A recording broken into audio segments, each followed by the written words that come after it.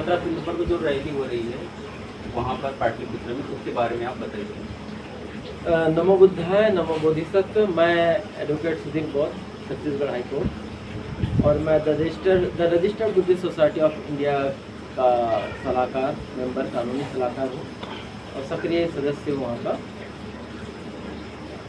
भारत देश का सबसे बड़ा दुर्भाग्य ये रहा कि हम बौद्धों का जो हृदय स्थल है बोध गया, जहाँ पर बुद्धा ने पूरे जगत के लिए करुणा का संदेश दिया, शांति का संदेश दिया, और वह जो जगह महाबोधि विहार है, उस विहार में आज भी ब्राह्मण हिंदुओं का मैनेजमेंट पे कब्जा है। इन्हें वहाँ का जो मैनेजमेंट है आज भी बौद्धों के हाथों पे नहीं है। ये भारत के लिए सबसे बड़ा दुर्भाग्य है। और भारत का संविधान यह कहता है कि जिस धर्म का जो जगह है उसमें उसी धर्म के व्यक्तियों का मैनेजमेंट होना चाहिए। लेकिन ये संविधान के विरुद्ध जाके जब अनागारिक धम्मपाल जी जब भारत में आए और उन्होंने महाबोधि विहार को, जो एकदम खंडहर था, उनको उन्होंने जीर्णोद्धार कराया, उनको साफ सफाई करके उनको लोगों के लिए ले आए। और उस समय अंग्रेज़ों का शासन था, तो उस समय यह कहा गया कि भारत में एक और समुदाय है जो हिंदू समुदाय है, वो दोनों मैनेजमेंट करके उसको मैनेजमेंट करते रहेंगे, लेकिन जब देश आज़ाद हो जाएगा तो उसके बाद हम इसको पूरा बौद्धों के हाथों में सौंप दिया जाएगा। ऐसा करके उन्होंने एक मैनेजमेंट कमेटी का एक एक्ट बनाया, BMTC।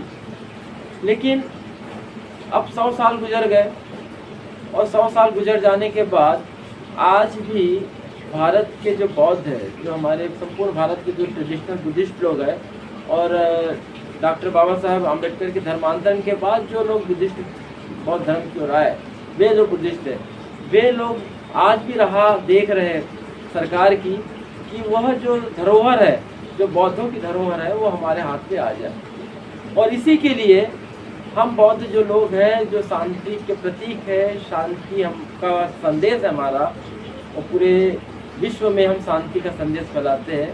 तो हम संपूर्ण भारत के लगभग 5 लाख से अधिक बुद्धिस्ट लोग पाटलिपुत्र, जो बौद्ध काल का जो पाटलिपुत्र है, जो अभी पटना, वहाँ पर हम लोग इकट्ठा हो रहे हैं। और हम सरकार को ये बताना चाहते हैं कि हम बौद्धों के साथ अन्याय न करें, शांति का जो हम संदेश जगह को दे रहे हैं, परीक्षा ना ले, धैर्य की परीक्षा ना ले कि कब तक ये धैर्य रखते हैं।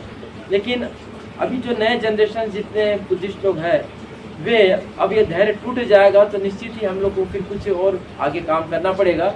लेकिन हम एक सांकेतिक रूप से सरकार को ये मैसेज देना चाहते हैं, 17 सितंबर अनागारिक धम्मपाल जो हमारे गुरु हैं, और उन्होंने महाबोधि विहार के लिए इन्होंने जो कार्य किया, ये बात भी शायद भारत के लोगों को पता नहीं कि कैसी अवस्था में उन्होंने महाबोधि विहार को उन्होंने सुरक्षित रखा।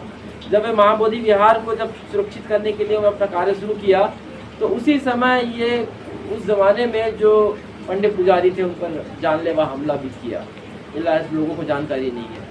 आज स्थिति ये है कि आज प्रजातंत्र हो गया, डेमोक्रेसी आ गई, संविधान लागू हो गया, उसके बाद भी हम बौद्ध लोग उसकी राहत ताक रहे हैं कि वो हमारे हाथ पे आ जाए।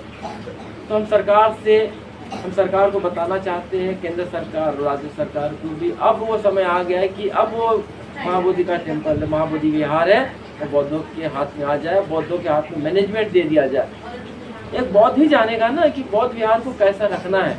वहाँ इस बौद्ध विहार में बौद्धों के जो संस्कार है उसके विपरीत वो कार्य होते हैं। वहाँ क्यों होते हैं? क्योंकि वो मैनेजमेंट बौद्धों के हाथ में नहीं है। इसलिए हम the registered Buddhist society of India के हमारे पूरे सदस्य, पूरे भारत के सदस्य, लगभग यहाँ से हमारे सदस्य उस आंदोलन में, उस शांति मार्च में 17 सितंबर को हम पहुँचेंगे। और हम सभी भारत के बौद्धों से आह्वान करते हैं कि वे सभी महाबोधि मैनेजमेंट अपने हाथ में लेने के लिए उस शांति मार्च में उपस्थित हो जाए। इतना ही कहना चाहते हैं।